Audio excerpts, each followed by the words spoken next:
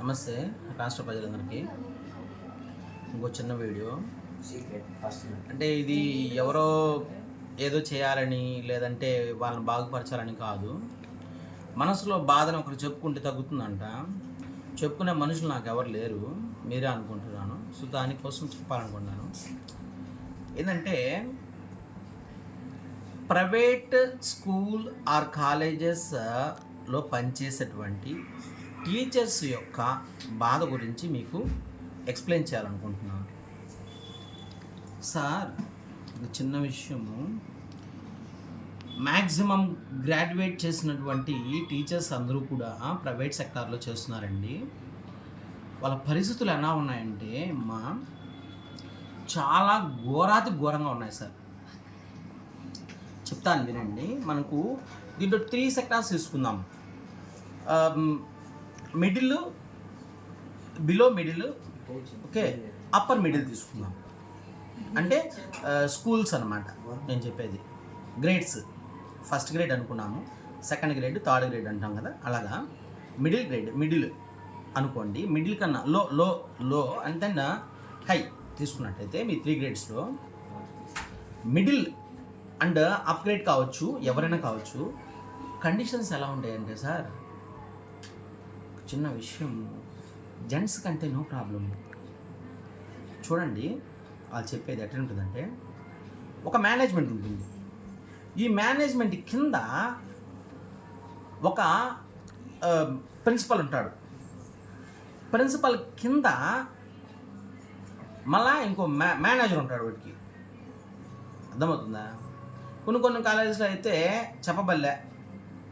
ఆలోచించండి. ఈ మేనేజర్ అనే వాళ్ళు ఏం చేస్తారంటే మెయింటైన్ దింగే వాళ్ళు. వాళ్ళ క్వాలిఫికేషన్ కూడా ఉండదు. ఇంటర్మీడియట్, ఫెయిల్, క్లాస్ స్టైల్గా గుడ్లు వేసుకొని వచ్చి 10 అంకరు వేసుకొని వచ్చేసి అన్న వాళ్ళు చెప్పే మీటింగ్లో ఉంటాయన్న బాధలు. అంటే నా గురించి చెప్పట్లేదన్న, నా గురించి ఏముంది, నేను జంటను కాబట్టి నో ప్రాబ్లము. లేడీస్ టీచర్స్ కదా, వాళ్ళు చెప్పుకోవట్లేదన్న, మనసులో బాధలు ఉన్నాయి. మీరు ఒకసారి ఈ వీడియో మీరు కావాలంటే చూడండి. ప్రైవేట్ టీచర్స్ కానీ చూస్తే కళ్ళల్లో నీళ్ళు పడతాయి. నేను చెప్పేవి కావాలంటే చూడండి అన్న. వాళ్ళ కండిషన్స్ ఉంటాయి. ఈరోజు ఇచ్చారనుకో, ఫస్ట్ కండిషను, సెకండ్ కండిషన్లే.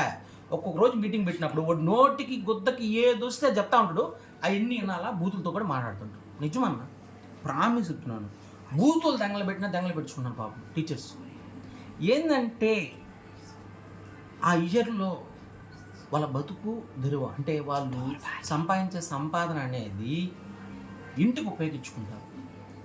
ఎక్కడ ఆ నెల శాలరీ రాకపోతే ఇంటికి దెబ్బ అవుతుందో అనే ఒక చిన్న కారణంతో ఇన్ని బాధలు పడుతూ కూడా మనసును చంపుకొని స్కూల్లో పనిచేస్తున్నారు. ఎలా అంటే, ఒక మీటింగ్లో ఒక ముండా కొడుకు అంటాడు, ఏందమ్మా ఎందుకు కూర్చుంటారు మీరు క్లాసులలో ఎలా కూర్చుంటారు? మీకు కావాలంటే ఆఫీస్ రూమ్లో వచ్చి కూర్చోండి, ఆఫీస్ రూమ్లో పెరగండి. ఏందో ఆయన బొక్క బోడి, ఆయన ఇచ్చినటువంటి లేజర్ టైము, లేజరే ఉండదన్నా. నేను చెప్తున్నాను కదా. ఇప్పుడు మార్నింగ్ నుంచి ఈవినింగ్ వరకు, మార్నింగ్ 8:40కి రావాలి, 8:30కి రావాలనుకోండి, ఈవినింగ్ 6:30 వరకు అనుకోండి. ప్రైవేట్ సెక్టర్లో ఎలా ఉంటుందంటే, లీజర్ టైంలో కూడా ఎంగేజ్ అని చెప్పి ఏ టీచర్ అయితే ఆప్షన్ ఉండారో ఆ క్లాస్ని ఎంగేజ్ చేయాలి. మరి అటువంటప్పుడు పాపము లేడీస్కి మంత్లీ పీరియడ్ టైం ఉంటుంది. వాళ్ళు మన తల్లులతో సమానం కదా. మన భార్యలు కూడా ఉన్నారు కదా ఆడవాళ్ళు, వాళ్ళకి రెస్పెక్ట్ ఇవ్వలేదన్నా. మరి ఆలోచించండి, వాళ్ళు ఎంత బాధతో పాపము నిజంగా వాళ్ళకి చేతులెత్తి నమస్కరించాలి. అది కదన్నా దైవత్వం అంటే. మళ్ళా నా కొడుకు ఉదయాన్నే వచ్చి దిష్టి తీసిపాదెంగతాడు, టెంకాయ నెత్తికి కొట్టుకొని నెలకేసి కొట్టేస్తాడు, ఇన్ని చేస్తారు. మరి దైవత్వం ఎదుటి మనిషి ఆడది పాపం ఎట్లా ఉంటుందా? ఏం చెప్పాలని నువ్వు స్కూల్ని డెవలప్ చేయాలనుకుంటున్నావు? ఏం చెప్పాలమ్మా? మీరు ఎలా అయినా కానివ్వండి, పిల్లల భవిష్యత్తుని మాత్రము తీర్చిదిద్దండి అని చెప్పాలా. అర్థమవుతుందా అన్న? నిజం చెప్తున్నా అన్న.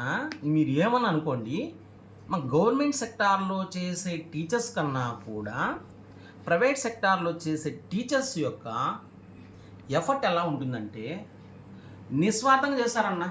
నువ్వు ఏమని అనుకో, గవర్నమెంట్ టీచర్స్కి శాలరీ తక్కువ ఉంటుంది. ఏంటంటే 1,50,000 పాపం 1,60,000 ఏదో 2 లక్షలు ఇలా ఉంటుంది. ప్రైవేట్ టీచర్స్ కన్నా స్టార్టింగ్ 8, 6,000, 10,000. ఈ అమ్మ మామూలుగా ఉందన్న శాలరీ 15,000. సో నేను చెప్పేది ఇది కాదు, టౌన్ సిటీని బట్టి. బట్ గవర్నమెంట్ సెక్టార్లో ఉండే వాళ్ళకే ₹1 తగ్గితే ఒప్పుకోరు. కానీ వీళ్ళు ప్రతిరోజు యుద్ధం చేస్తారు, ప్రతిరోజు ఒక యుద్ధం. ప్రైవేట్ టీచర్స్ ప్రతిరోజు యుద్ధంలో పాల్గొంటారు. నేను మిమ్మల్ని కించపరచట్లేదండి, నేను కించపరచట్లేదు. నేను రాష్ట్రంలోనే కాదు దేశం మొత్తం కూడా ఆలోచించవచ్చు. బట్ లాంగ్వేజ్ ప్రాబ్లము దేశం మొత్తం ఆలోచించాలంటే మీరు జస్ట్ మీ యొక్క మనసుతో ఆలోచించండి. నేను చెప్పేది కరెక్టో కాదు అన్న. ప్రైవేట్ స్కూల్స్లోనే, ప్రైవేట్ కాలేజెస్లోనే బేవచ్చమైన మార్కులు ఎందుకు వస్తున్నాయన్న అంటే గవర్నమెంట్ టీచర్స్లో శాలరీలు తీసుకోవట్లే. ఓ తక్కువ అయి ఉండొచ్చు. 1,50,000 అంటే తక్కువే కదన్నా పాపం. ప్రైవేట్ టీచర్స్కి ఎంత 10,000, 20,000, 30,000 సిగ్గులే చెప్పన్నా. ఆ టీచర్స్ని బాధ పెట్టచ్చండ్రా. మీరు కూడా మనుషులాగా మారండ్రా బాబు. ప్రిన్సిపల్స్ చెప్తున్నాను నేను. మీకెందుకు అంత పువ్వు ఎక్కుతుంది? మరి లేడీ టీచర్స్ని అంత క్రూరంగా చూడబాకండి. దానికి బదులు నేను చెప్తున్నాను కదా,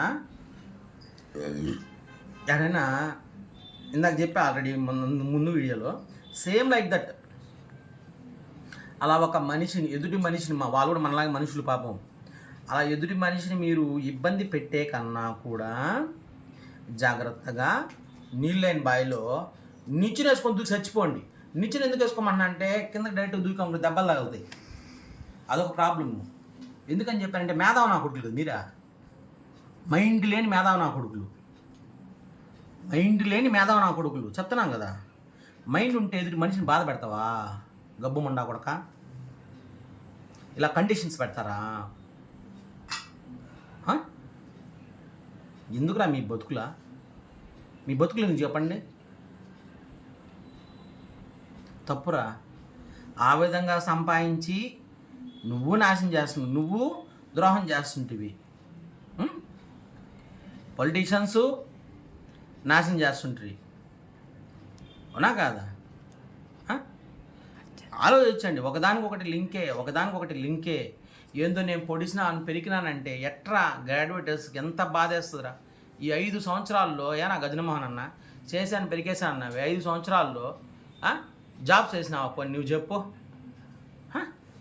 కడుపు నిండినోడివిరా, కడుపు నిండా దెంగేస్తుండవు, నీకు ఆకలేదు ఏమేయదు, కానీ మిగతా వాళ్ళకే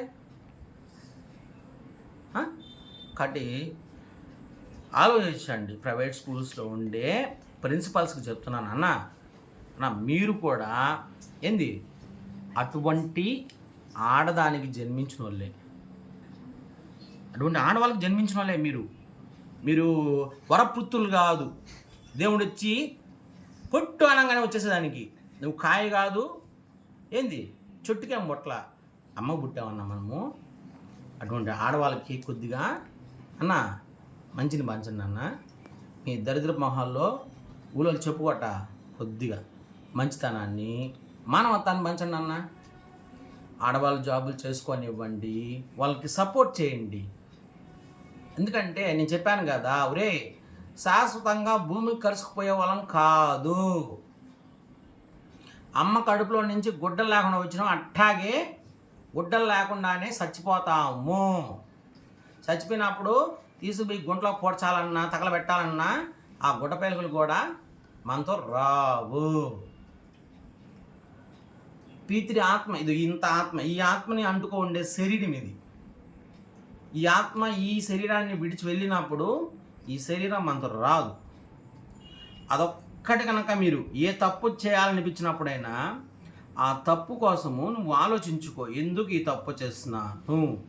దాన్నే ఆత్మశుద్ధి అంటారు. నీ ఆత్మను ఒక్కసారి పరీక్షించు, అడుగు, నేను ఇది చేస్తే కరెక్టేనా అని అడుగు. దేవుడికి పోయి టెంకాయ కొట్టబల్లే, ₹1,00,000 డొనేషన్ ఇవ్వబల్లే.